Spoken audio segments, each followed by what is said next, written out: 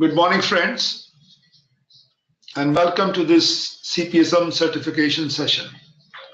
The focus of today is how to prepare for the exams around. I know many of you have sent us some questions. Some have attempted 2 times, some have attempted 1 time, some have done very well. So we have the feedback from all of you. So based on that, I'll try to address few issues, how to prepare for the exams around. But again, I want to say upfront, this certification is a gold standard. Let me make it very clear. This has been developed by ISM USA, which is the oldest in the world and the largest institution in the world. It's 102 years old. They started at the same time when Harvard started the MBA program around. And ISM is the leader in procurement and supply chain education and certification. So with this background, I would say the certification, once it is done, I think it improves your professional values. So in one way, when we talk of certification, particularly CPSM, there are many others. So I would say this helps you to increase your professional values. Now, to help you people to crack these exams in a faster way, and to me, each exam is like a strategy. So this is where I will try to cover up some of the strategies, how to pass this exam, how to clear this exam in a very shorter time. Well, friend, with this, let me go through you what we plan to cover today. First thing is all of you have the study materials. You have the professional guides, you have the study material, you have a diagnostic kit, how to get maximum out of this exam. And how to read them more effectively. We can go on reading same thing 10 times is one thing. But then there are smart people who will read 1 time and they take the key points out of it. And once they have understood the concept, cycle gets shortened. So we'll try to talk about the path to success. How do we do it? Make effective use of interactive study tools. We have tried to develop some study tools in the last 1 year. And we are still in the process of developing more types of questions, what they come in the exams. And then strategies to me is more important to me. Like anything else, whether it's a war or anything around, exam is also a strategy. So you need to learn how to develop strategies and how to prepare for those strategies. So there are 2 things I'll touch about. One is exam preparation strategies, how to prepare for it, and then exam taking strategies. I have to prepare first. Then when I sit for the exam, itself is a strategy. So broadly what I plan to cover up is learn to develop your strategies to study, prepare for the exam, and appear for the CPSM exam. So that's the focus around. But I'll be very happy if you can put up some more questions to me later on. So I'll be very happy to answer all of them. I have received some questions in advance, but I still need more. So let me know from you people what are the type of questions you have. I will try to do honestly whatever I can answer for this. First, I will talk about a little bit introduction about ISM. As I said to you in the beginning, it was set up in 1915. So we are talking around 102 years old. It's the largest supply management institute in the world and one of the most respected ones. As I said to you, the certification offered by them is more like a gold standard. The mission of ISM is to lead the supply management profession through its standards of excellence, research, and promotional activity. Now, with the above mission in mind, ISM has developed CPSM, Certified Professional in Supply Management, Supply Chain Management, whichever you call it. Now, it meets the need of the market and is a rigorous qualification. I know the success rate is not very high. So this is where I call around is very rigorous. It is well respected. It is not the easy one that you just go unprepared and pass the exam. No, you have to work sincerely. You need to have commitment to do it around. If you're not having commitment, I won't advise for this. If you have a commitment that you want to get the best certification and which you feel pride to display around because you've got it with success and hard work. So this is where I would say, first, you must have a commitment to do this. Once you're committed, nothing can stop you. You can certainly do this CPSM. The path to success, the way we look around is 3 areas. First is assess yourself. I think it is, to me, is one of the strategy also. Before I get into something, I'll assess myself. Where do I stand? And for assessment also, we have developed one SCM quiz, which is available on our website. People can go through it. It's in half an hour. It's free. And you can assess yourself, where do you stand. Even if you get 40% marks, 35% marks, I think is wonderful. That means you have a potential to complete this. Assess your current knowledge. And once you become a full-fledged members and joined it, even at that stage also, I will expect you to assess yourself. If I'm appearing for exam 1, I'll assess myself in exam 1. We have a competency test available online. So you can assess yourself which subject. Am I good on contracting? Am I good on negotiation? Am I good on sourcing? Am I good on internationals? Where are my weak points around? Where I need to put more efforts? Assessing is about your own as is, we call it. As is where you are. So one should not feel shy. I mean, whatever you are, try to understand in this chapter, in this competency, I'm very good. My scores are 80%. In this competency, my scores are less than 50. I need to work hard to complete it. Because that helps you to make your strategy. Then you study for success. Wherever you're weaker, I will certainly advise to go through professional studies. Some people just study the study guides of 350 pages, of 375 pages, depending on the exam. That is not good enough. You need to study the professional guides. Professional guides are wonderful tools. One can keep it for the lifetime. They're very well explained, each and every chapter. If I take on sourcing, I go to the study guide. It gives me a structured material, how the exams will be there, what will be covered, what tasks will be covered. Yes. But if I want to understand the fundas of this, the concept behind it, how do I shortlist the supplier? How do I evaluate the supplier? I may not get the complete answer in study guide, but I will certainly get in the professional series. So I want everybody to read professional series. Practice, practice, practice. Practice makes the men and women perfect. So you don't feel shy of it. Practice 1 time, 2 times, 3 times, whichever you want. We do have the test online available, and we're trying to make it really more like a real exams. Soon you will have online also. You could call a mock-up test. You may call a practice test. And I would advise that everybody should go at least 3 times practice test. And we expect you to have in the practice test at least 80% before you register yourself for exam. Otherwise, you will be wasting your time and money and sometimes discouragement. Oh, I didn't pass this for 2 times. So my request to you is to save your funds. Please practice, practice, practice. And we are also coming up soon with mentoring approach around. So wherever people have issues, we could fix up a 1 day, come and call us. If you're coming to the office, you are welcome to see us. We can help you how to do this. So this is the broad pillars I look around. Now let's look at the study material. What does study material provide you? It provides you the material covered in the exams. So whatever is covered in the exams, sometimes questions do come outside that also. But then you have to understand the overview of the materials covered in this one.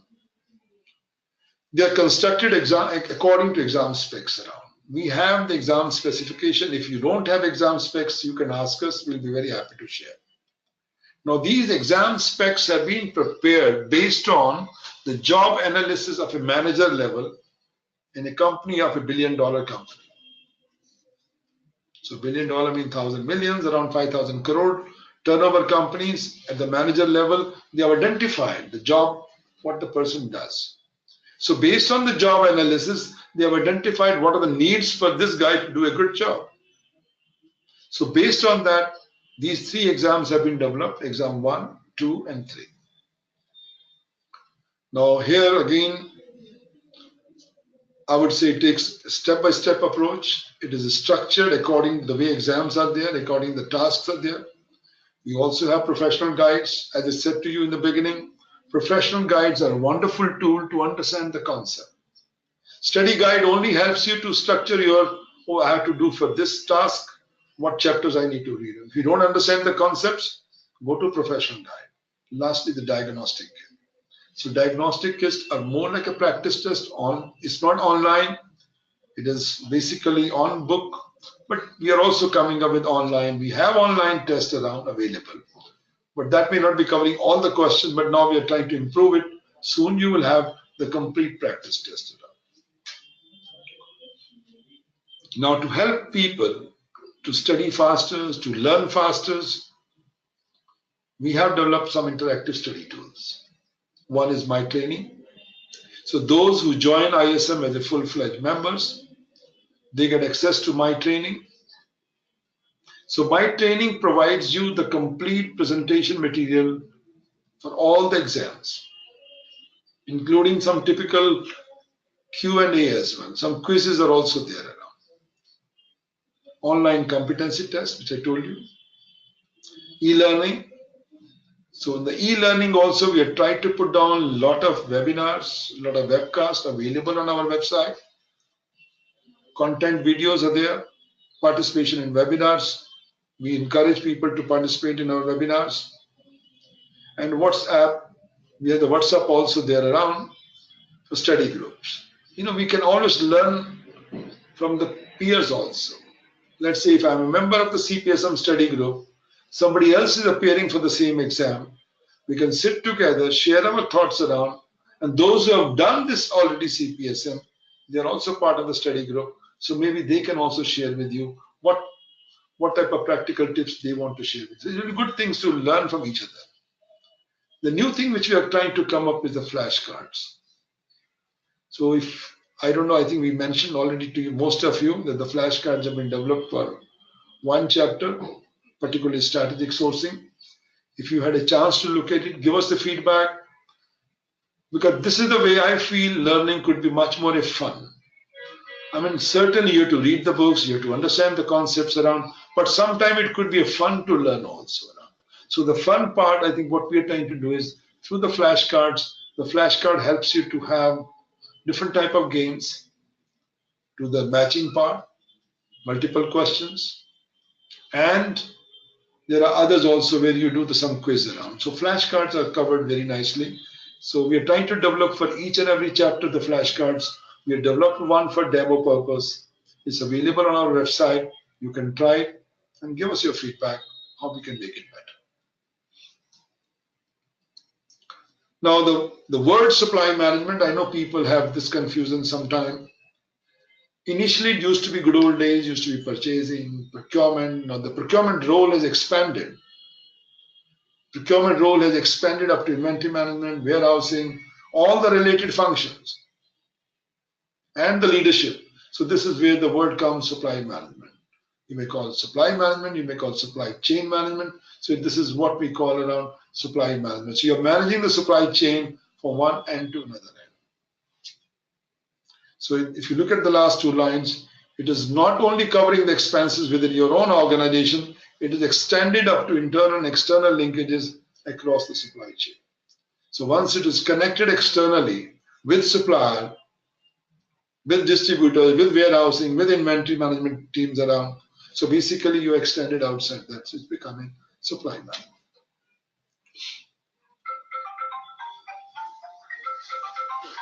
Now coming back to the study materials.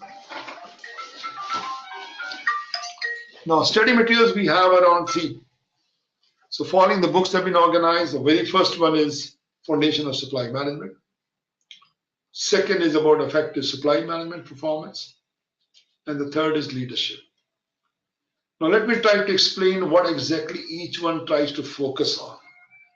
So when we talk of Foundation of Supply Management exam, it covers the traditional areas of concern for supply management. Very basic standard areas around, which every one of you knows: contracting, how to make solicitation document, how to seek the offers around, how to negotiate, and negotiation also, the style of negotiation, what strategies I need to use around, what tactics I need to use around. So that is what the focus is in negotiation. Cost and finance. In the past, I know in the past we always thought cost and finance is left for the finance people. No. Since you are negotiating, you really need to know the cost of it. How much is the direct cost? How much is the indirect cost? What is the reasonable price? Let's say you make a proposal to your bosses and they say, guy, do you think it's a reasonable price? If you can't answer that until you have done some costing of it. So the costing part, how to do it around. And the finance part also is there in this one. That means suppose sometime you feel that we don't have funds around and we want to lease these equipments. So leasing is a good concept around. Or you want to outsource some activities around. So those are all covered under the cost and finance around. So basically you're trying to see how we can ensure the cost savings, how we can avoid the cost. So that's the focus in this chapters around. I won't say chapter now actually because these are the ones we call as a competency also. So that means when we hire somebody in a supply chain management, we say, guys, do you have a competency on contracting, competency on negotiation, competency on costing, competency on international sourcing? How do I find good sources abroad? Is it worth going abroad? Can I find local suppliers? What are the risks in that one around when I go internationally? And what are the plus points of that around? So international sourcing is not without problem. So you have to understand the both sides, the risk part also and the benefit side also. Social responsibility. You know very well as per the new guidelines of the government, we have some CSR activities. Each company has to put 2% of their profit into that. So CSR also talks about environment, talks about the health of the people, talks about working conditions. The next one, it talks about sourcing. How do I do sourcing part? How do I identify suppliers? I've identified the suppliers. I got the offers from them. How do I compare one offer with another one? Which one is good? And lastly, but not the least, in this whole foundation of supply management exam, one is SRM. This subject was not very popular. If we go 10 years back, it picked up the momentum after when CRM became very popular, customer relation management. Everybody thought that why not supplier? Okay, we are becoming customer centric, but we should not forget at the end of the day, when I'm outsourcing more and more things to my supplier, if 60 to 70% of my sales revenue is being generated through supplier, that means I also have to take care of supplier. So supplier relationship management. Which supplier to keep it? Which one I should take them out? In what situation I should ask them, guys, I'm exiting you out. So that's the way it is focused on. The second exam 2 is all about supporting function of procurement. The very first one was purely procurement related. This one is we're going outside the boundary of the company, with moving into further supporting structures. We're getting into forecastings. We're also moving into logistics. So logistics technically covers the transportation, inventory management, warehousing, import, export, complete. Then we're talking of again materials and inventory management. All of you are very well conversant around how to manage the material, how to manage the inventories, how to design the warehouse. So those are built into this around. The next one comes organization and department assessments. That means my department is really linked with the organization. Organization has got their policy. Organization has got their own vision. They got their own mission. You're working in MNC, but your department functions, are they connected with that? What are the strengths in that around? What are the weaknesses in that around? How do I motivate my people around? And the next one is planning. If I'm working in a company like, let's say, Amazon or any other e-commerce companies around, I have to plan my if I've given my customer the guys, you will get delivery in 24 hours, it has to be 24 hours. I have to plan for this. Even if I'm in a manufacturing company, I have to plan it. So the terms like MRP, Materials Requirement Planning, how do I plan my requirements? Because MRP was the very first one. When I started my career, we used to have MRP in 70s also. Materials Requirements Planning. So those who are doing the production planning, They were doing MRP, then came MRP2. Then after MRP2 came ERP. So ERP was the one which connected all the organizations, all the department of an organization into one. So we were well connected through enterprise system. Next came the product and service development part. I want to develop the product. And naturally, when I look around any product, it's a combination of various things. Even if you think of a mobile phone, there are plastic components, there's a screen, there's a chip. All are not designed by one company. They take it from the supplier. Suppliers know their product better. Even if I'm working in an automobile company, engine is not necessarily designed by the manufacturer. It is coming from some other experts. Filters are coming from some other experts. The seats are coming from some other supplier experts. So that means we depend a lot today on suppliers. 3 decades back, we were not depending on much on them. Everything was your design. And you were getting it made either within your own factory or subcontracting someone. Today, we are trying to get all those things done by others and then trying to put them together. So we have product and service. We use early supplier involvements around. Can we involve the suppliers in advance before I design my end product? Project management. So if you look around with the procurement or supply chain is not only in the industry, it could be in a project also. You have been given a project with the government or within your own company to set up on some systems. So the project itself has got procurement as one component, how to manage the project. And lastly is quality, quality, quality. Quality of your products, quality of your suppliers. You don't want to go in the good old days when the supplier will deliver you something and the item is waiting outside. Somebody has to test it, like a police inspector, then I'll fix it up. Today, the concept is the product should be so good coming from supplier, I don't need further inspection. It's a certified supplier. I take the parts, fix it up. So I save my time. So the old mechanism of quality control that each step somebody will check it, prove it, then fix it is going away. They want to get the right suppliers and their right qualified supplier and certified supplier. The product which comes out from them 100% meets your expectations around. That's the way you will read in this book around. The last one, exam 3, I think this to me is easier one among the rest, all 3. So those of you who have been at the head of the department level, the senior level, or who have a knack for understanding this,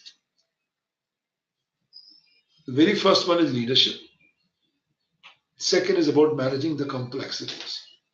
So under the leadership, you have to understand that you are the boss of the department. How will you manage your team? What structure you will live in? How will you motivate your team around? How will you train your team around? And the second is how will you manage the complexity of your function? Complexity means there could be risk. How do you manage the risk around? How do you mitigate the risk around? And lastly but not the least is you have the business plan linking to strategic sourcing process. The process is not just procurement process, but it's a more strategic sourcing process. So in short, I would say this exam 3 is all about human resources, that's all, and strategic issues. How to manage the human resources and strategies. Now the CPSM exams, some of you have already appeared for these exams, but still I will try to maybe repeat something. The content, as I said to you in the beginning, the CPSM exam is based on the finding of a job analysis of the supply management professionals. So those who are the supply management professional, what job they do around, what function they go through it, they have analyzed it and they identified for doing a good job, they need this knowledge, skill, and ability. We call KSA. This is the knowledge component, this is the skill component, this is the ability component. So based on those KSA, these questions, the course content has been developed. Now the test specifications were drawn to reflect the result of the job analysis. It's a criteria reference. There are time limits. For exam 1 and exam 2 is 165 minutes. And the questions are also 165. That means 1 minute per question. And for exam 3, 180 questions, 180 minutes. And all are multiple choice questions. Now, when it comes to scoring and equating and scaling, now the content of the exams are consistent. Question used are being updated. It could happen, someone gets simple question, someone gets difficult question. This could happen. But then they are equated later on. If they find that this question has not been done well by many of the people, while this question everybody has scored well, accordingly the equations change around. Scaling also changes around. So keep in mind, depending on the level of difficulties, obviously from form to form, if I'm sitting for the exam, my next person is sitting for the exam, each is getting different bunch of questions around. So depending on the complexity, scores are upgraded around. This is what we call equating part.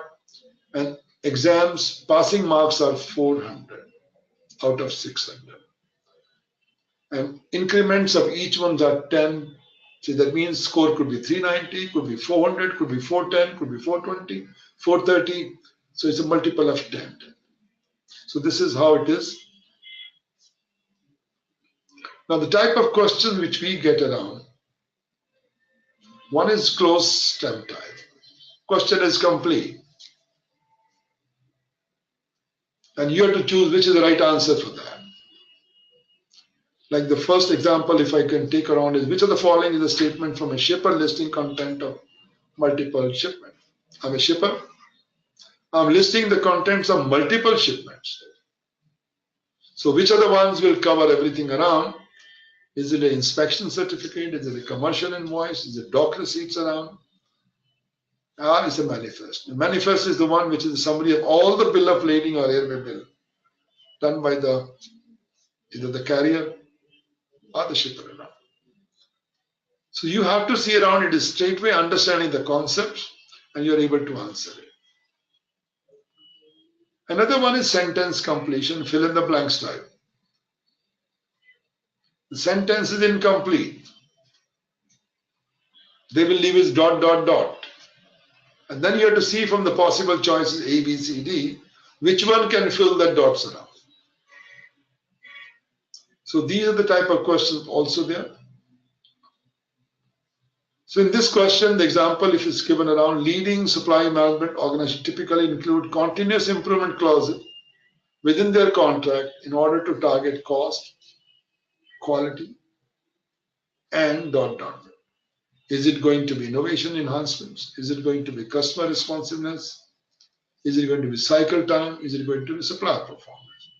So naturally, the focus in this case is all about supplier performance. You're doing continuous improvement. You're changing clauses. So you're not doing for the cycle time. You're not doing for the customer responsiveness. Your focus is about supplier performance. The next one comes accept formats. It's very common.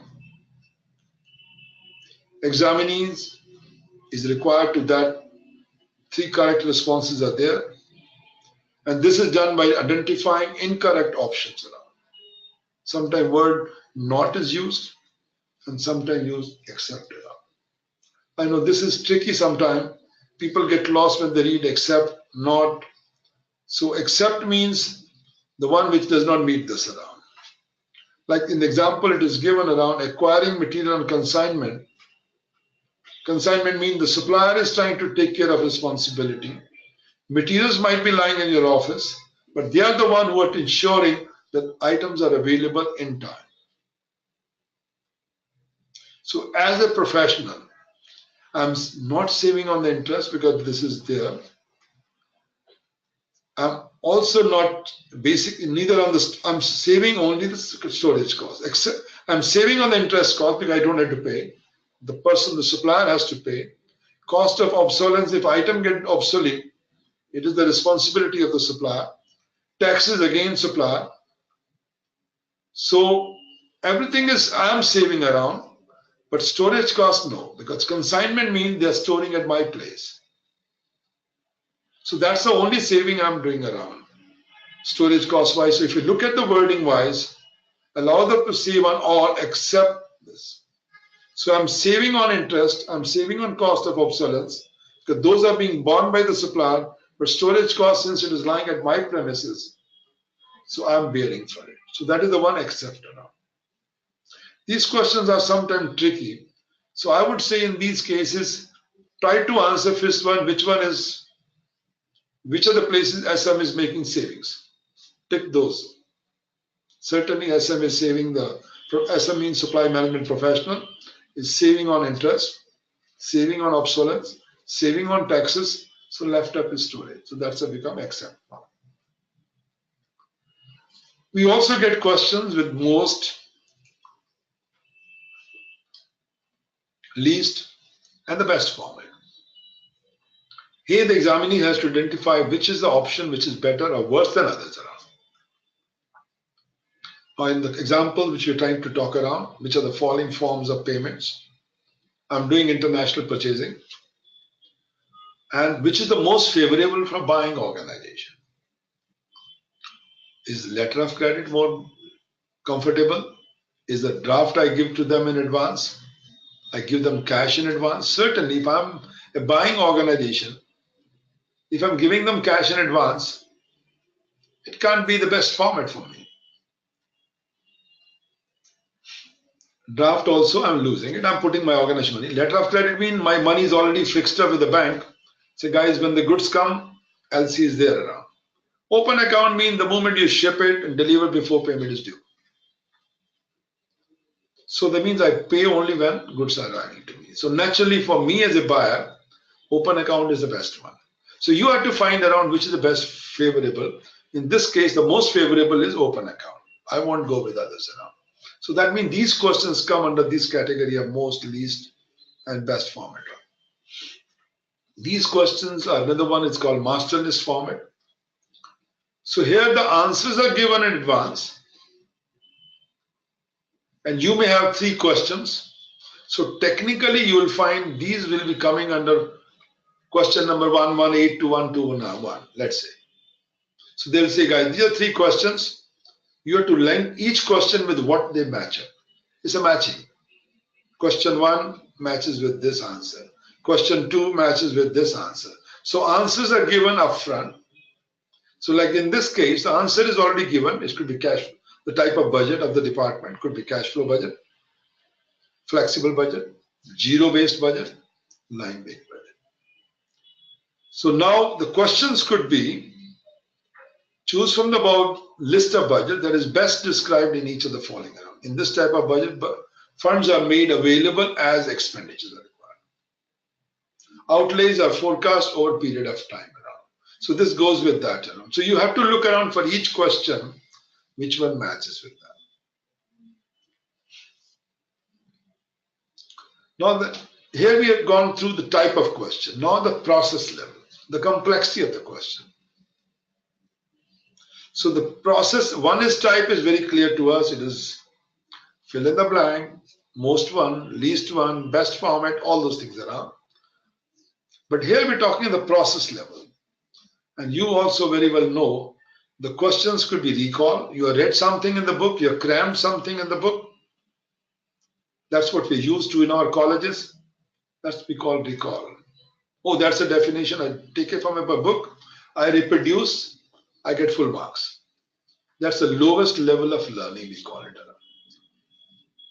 Then the comprehension comes, whatever you learned, you try to do something in a funny way that this means could be this way. Comprehend. And last is application. I think this is the most difficult part, I would say, in the knowledge-wise. Recall is the lowest level of learning.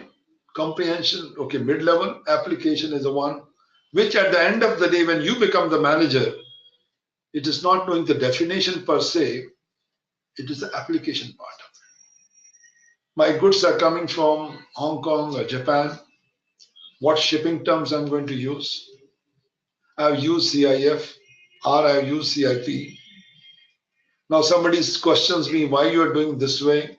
I should be able to see whether this is the right terminology, is the right Incoterms. Can I use DDP? In what situation I should use DDP? So application is more important around.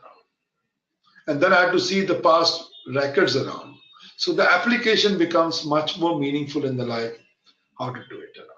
Let's say I'm doing sourcing, international sourcing. I find suppliers are very good in one country, very low price, but then I have to really apply my guidelines. Are those companies good or bad? How will I assess those companies? Looking at the past backgrounds. So recall is the lowest level. Comprehension is going into really into novel way around. And the last is the application part. So this is where once we are done this type of test, this is where the CPSM designation basically conveys a message that you have the knowledge.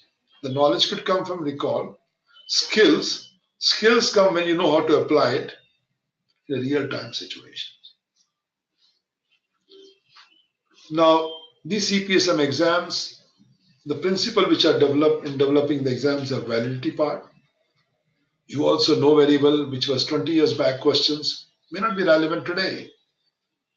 The knowledge level has changed. Like in today's world, if people are talking about artificial intelligence, they're talking of robotics, they're talking of big data, they're talking of data analysis. So naturally, when we expect somebody to be sitting as a manager level in supply chain or supply management activities around, the K has changed, the knowledge has changed. When the K has changed, the skill also has changed around, and ability also to do the job around. Reliability part, this defines the consistency in score. We want consistency because there's a big department sitting in our headquarters in ISM whose job is to assess each and every question. And those questions are put as option questions. Won't say option question, extra question in your test around. Let's say in exam 1, you have 165 questions. Scoring is done for 150. 15 are extra test questions around. So basically, based on the test, a committee sitting in the headquarters, they try to check around, is this question good or difficult? If everybody has failed in those 15 questions, maybe the skill level is, the competence, the complexity is too much. So they try to change it around. And then the passing scores, as I said to you, is very fixed, 400 out of 600.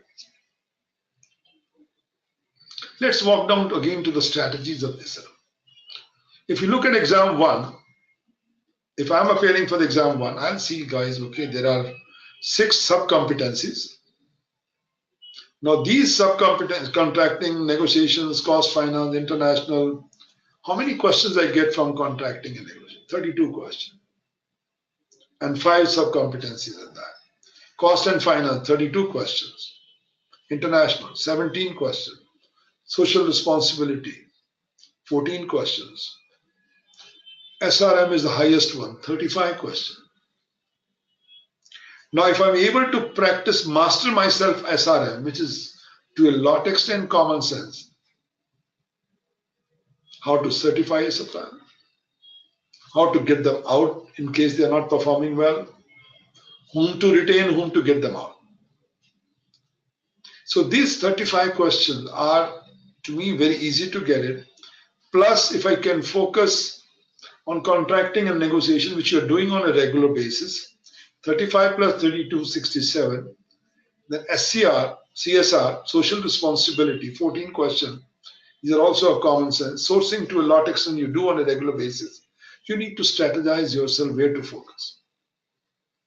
So you have to do only 165 questions are there. Now 15 are extras, but you won't know which one the extras are around, and 25 tasks around. So I would call all these 6 headings as main competencies.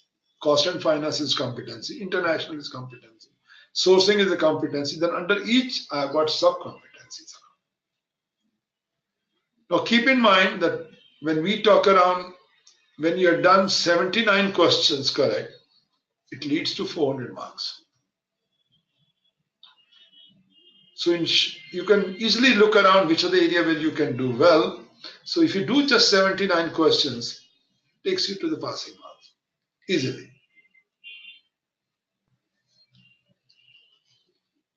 Similarly, when we come to the exam 2,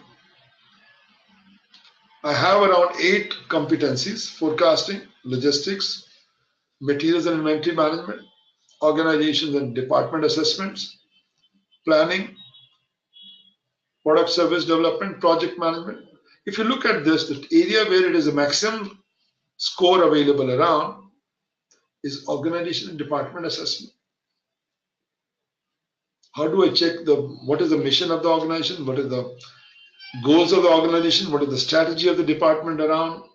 How do I work it? 26 questions is a big number. Quality is another one. The quality of the supplier, quality of yours, project management. So you can easily find strategies around how to do this. Here again, you get 165 questions. 15 are tryout questions. Same way like in exam 1, there are tryout questions, but the issue some of you normally ask around, how do I know which is the tryout question? So they are all built in that. And those tryout questions could become in future, depending on the results and approval by the committee, they could become the core questions. And there are 24 tasks in this one. If you look around, the task means sub-competencies. Exam 3. This, as I said to you, should be easiest one. Leadership has got 96 questions. 18 tasks, 18 sub-competencies. Risk and compliance, 32 questions. Strategic sourcing, 37 questions. So in total, 165 plus 15, 15 are again unsecured tryout questions around. Now, if you look at the correct answer to pass in this, you need only 88. So if you really know the leadership part, this is why I said to you, those who are already in the leadership role, for them should be straightforward. How to structure your department, how to motivate your department, how to take care of the grievances of the people around. Those chapters, 18 tasks which I'm calling around, 18 sub-competencies, I think it covers beautifully well. So this is, to me, the most easiest one. If you just do 96, 88 marks, 88 questions correctly from that, it passes. Strategic sourcing, we have got a lot of material available online in our website. Please go through it. Plus, we have developed one trial flashcard on strategic sourcing. Please have a look around. That flashcard covers many choices around. One is a matching. It also gives you many multiple choice questions. So if you do that, it's more like a fun. And with the fun, you learn it. Again, I want to emphasize around when we sit for these exams, the knowledge of terminology is must. If I don't understand the terminology, I won't be able to make my proper guess even about it. Even if I want to make a guess about the answer, but if I don't know the terminology, I cannot. So understand the terminology very effectively around what is strategy, what is tactics. If I don't make the difference between the two, to me tactics and strategy look same. Our vision and mission look same. Goals and objective look same. I will have difficulty to answer the right question.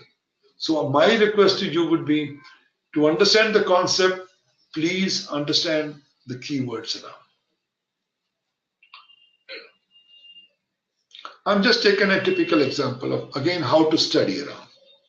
I'm taking intentionally the sourcing, which I thought all of you, whether you're doing exam 1 or even others, let's take the easiest one. Now this is a part of exam 1, sourcing. There are 3 sub-competencies. The sourcing to me is a competency. Now within sourcing, I got 3 sub-competencies. The very first sub-competency is analyze potential sources of goods and services. How do I analyze it? There are potential suppliers worldwide. How do I check which one is the best one for me? The next one, evaluate competitive offerings to determine the overall best offer. Now I'm getting from these suppliers offers around which offer is the best one. So this is what we call as evaluating the best offer. But next one is, the third one is planning and communicating the sourcing. Now the sourcing strategy, how do I do it? I do the very first one, I get 100 supply sources that are available. Out of 100, I shortlist 25. Then I ask the competitive offering under the number 2 bullet. And then I compare them up. And after that, what strategy I'm going to follow in terms of sourcing and supply strategy. Sourcing, how I'm going to do it. Should I make a long-term agreements with them? Should I do like a spot buying? Should I buy, assuming there's speculation going to happen? Should I buy for the future? Should I do hedging around? Or what supply strategy? Am I going to stock it? Is my supplier going to do it around based on consignments? So this is where the whole sourcing philosophy comes. So that means each and every competency, when you do it around, example I'm taking of sourcing, look around which are the tasks in that. The whole book is structured by tasks. You may call task, you may call sub-competency, very first one. If I can understand what does this task cover, analyze potential sources, my fundas are clear. Similarly, the next task is all about comparing the best prices. If I know what it means, I can use my common sense and understand the product better. Similarly, on the sourcing side. So this is where I want each one to really look at it. Even after you read the book, or read the particular chapter, go each step by step. Don't read the book totally from end to end. I would say, like in exam 1, there are 6 competency. Sourcing is one of them. Around 30-40 pages. Read through them. And while reading, understand all these 3 around. Then sit for a test. I think the only way could be then after you've gone through the sourcing, then sit for a test. Or sit for a flashcard game. But the moment you do the flashcard game, your fundas are clear that you understand terminology. So we soon want to give you also the flashcard for each and every chapter. So I think the flashcard will help you. My training will also help you. If I go with the test also, competency test only for sourcing, I think that also can help you. I'll go to diagnostic kit, do it only on sourcing. So I would say instead of going through the whole book, first 2 chapters by each competency by competency. And once you feel I have understood it, I understand the concepts, I think your score will go up. Now, let me again clarify the same thing. Now, there were 3 subheadings under the sourcing. The very first heading was analyze potential sources. So like this, I will try to, what I'm writing down here, I want each one of you to do same way. And this, our plan is in the office to put them into more like a flashcards. What is supply base analysis? The very first comes, what is supply base? The list of suppliers, what you have. Analysis. I've got 15 suppliers. I'm trying to analyze who performed well, who did not perform well. Very basic things. If I've understood this, any question I can answer around. Next one I go, when to use following choices. Should I use manufacturers? Should I use distributors? In what situation I'll go to manufacturer? In what situation I'll go to distributor? Ask those questions yourself. Read the book, I'm not questioning. But then ask yourself, are you understood the concept? So if you're able to make this type of frame the questions, answer yourself, and you feel satisfied, I know the subject. When to use large supplier, when to use small supplier, when to use local, when to use national supplier. So just reading the book alone will not help you to understand the concept until you convert the small chapter into different questions. The next question could be, what are the considerations to use new supplier versus existing? I know my existing supplier. I know this guy from the left hand, great buddy to me, but this supplier is not improving his technology. He's not buying any software. I can't even track and trace. But there's a new supplier has come up around with a better technology, tracking, tracing, quality is better, performance is better, innovation is there. I won't stick with my old one. Either the old company has to change. If they don't change, if I want to be the top in the companies, I have to go with the best supplier. what consideration I do around, when to throw the old company out and when to bring the new ones. So you understand those fundas and those concepts, I think you cannot miss the exam around in passing it. What are the potential risks of using international suppliers? Somebody says, oh, this is a great supplier in China, in Japan, in this. But then what are the risks also in that? So there's a risk and benefits. So one has to look around. What is it? So if you have understood all this, I would say the very first sub-competency of sourcing, you have understood it. So if I'm teaching you guys, I'll say I'm teaching you on sourcing. I'll say very first one is analyze potential sources. At the end of the day, after giving my lecture, I'll say, guys, have you understood all these 4 bullets? If you say yes, all of you, I'm confident that you will pass this test. Similarly, let's take the another one. Out of the 3, I've taken the very first one, the last one I'm taking, the planned sourcing and spread. What are buying strategies? Should I do spot buying? Should I do long-term contract? Should I do competition? Should I do e-sourcing? Should I do reverse auction? And when to use each one? What are the supply strategy? I want to cut my inventory level. I want supplier to stock it. So what do I do it? I want just in time. I want to be lean organizations. And sometimes you'll find the term commodity is used around. What does commodity means? Is commodity a natural product like gold, silver, oil? Or is commodity like a goods? So one has to understand the terms also around. If you're not understanding commodity, and some questions comes around that we are doing commodity buying, what type of process you will recommend? And for you, if commodity is not clear to you, the terminology wise, you can't answer it.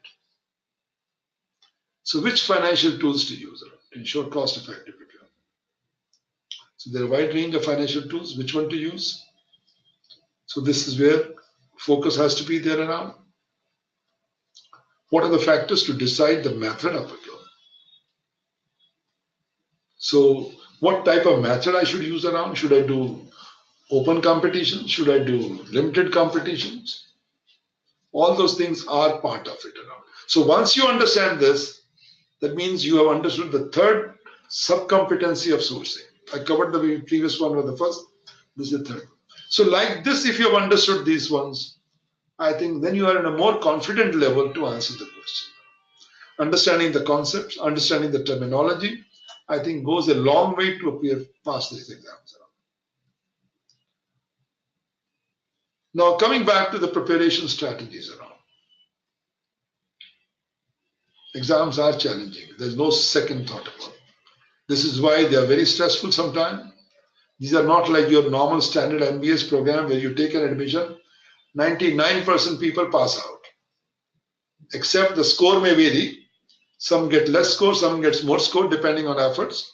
Otherwise, everybody pass out. Here, till you have not understood the fundas, you have not understood the concept, no chance to pass. But you could have strategies around.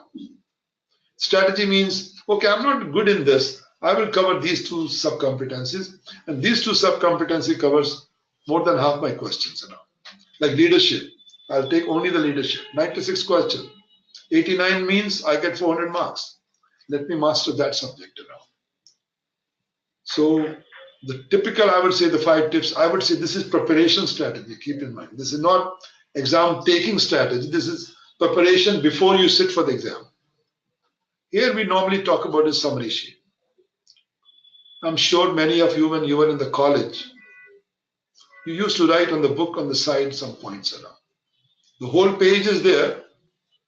Either you will make your own notes, or on the book you will highlight it.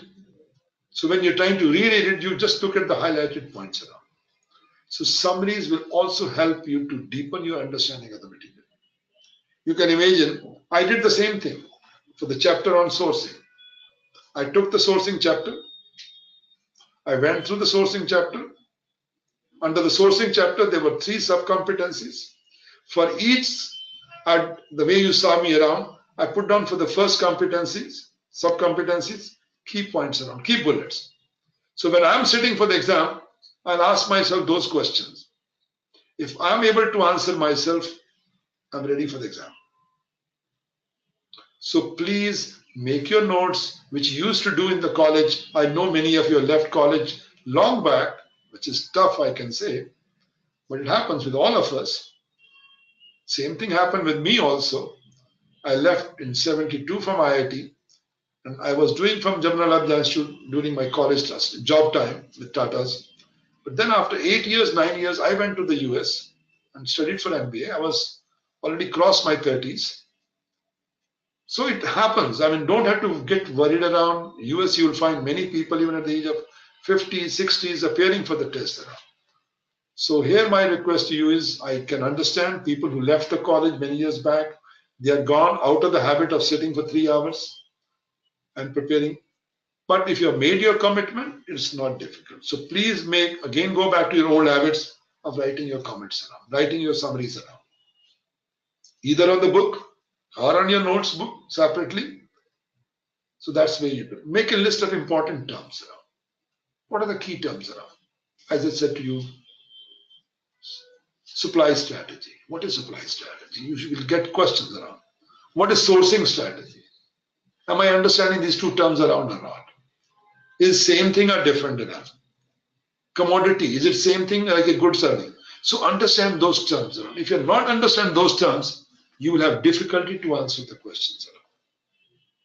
The question is about supply strategy. Another question is about sourcing strategy. Two are different. But if you don't understand the terminology and the purpose, I think you will not be able to answer it. So read through your notes right before the exam. I think you know very well in schools you used to do it half an hour before, 1 hour before. So I know you left that habit, but can't help it. I mean, so recall back, look back, understand it. So please, my first tip would be for preparing strategy would be summary sheets. Just don't read like a college, like in a job, read the note and send an email reply. No, here you have to write down, understand the concepts. The second one, review questions. Obviously, you've gone through those. Then next you would like to do around is what are the review questions? If I take the same example of sourcing, in sourcing I had 3 sub-competencies. I developed some key questions around. Now I will go back to my competency test, which we can help you. We have the review questions. We call competency test. So for that chapter, only for sourcing, you can do it. Or you can go to the diagnostic kit, look at the review questions there. At least that will help you what you have read, because reading style of each one is different. So all of us, you can't change overnight because we have been used to one style. So the reading style of all of us are different.